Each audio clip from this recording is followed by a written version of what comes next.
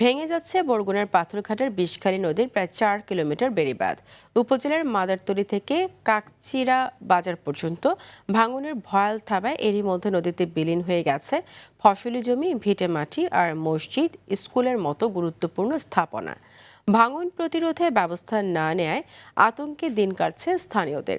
বরগুনার পাথরঘাটা থেকে তাহিদুল ইসলাম শুভর তথ্যচিত্রে জানাচ্ছেন আব্দুল হামিদ। আপনার প্রিয় কাপড়ের যত্নে এলো এনজাইম সমৃদ্ধ Arik silver wash detergent powder 500 গ্রাম মাত্র 70 টাকা। প্রিমার্ক।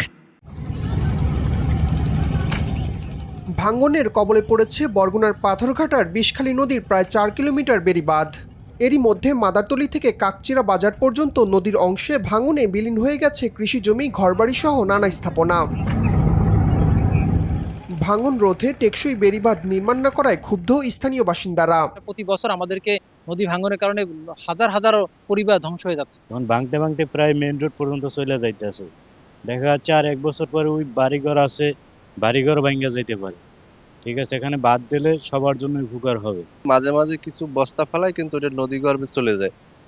তো এখানে যদি এটি স্থায়ীভাবে বেড়িবাঁধ নির্মাণ করা হয় তাহলে এটা শক্ত এবং টেকসই হবে এবং নদী ভাঙনটা কমবে। বাঁধ নির্মাণের বিষয়ে কার্যকর পদক্ষেপ নেওয়ার আশ্বাস উপজেলা নির্বাহী কর্মকর্তার। শহর রক্ষা বাঁধের ব্যাপারটি খুবই গুরুত্বপূর্ণ।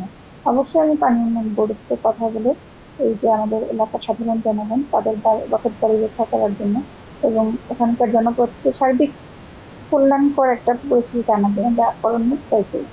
বিভিন্ন সময় প্রাকৃতিক দুর্যোগে ক্ষতিগ্রস্ত হন উপকূলীয় অঞ্চলটির বাসিন্দারা। মরার উপর খাড়ারগা হয়ে দাঁড়িয়েছে নদী ভাঙন। যত দ্রুত সম্ভব টেকসই বেড়িবাঁধ নির্মাণ করে ভাঙন প্রতিরোধের দাবি স্থানীয় বাসিন্দাদের। আব্দুল হামিদ, RTV।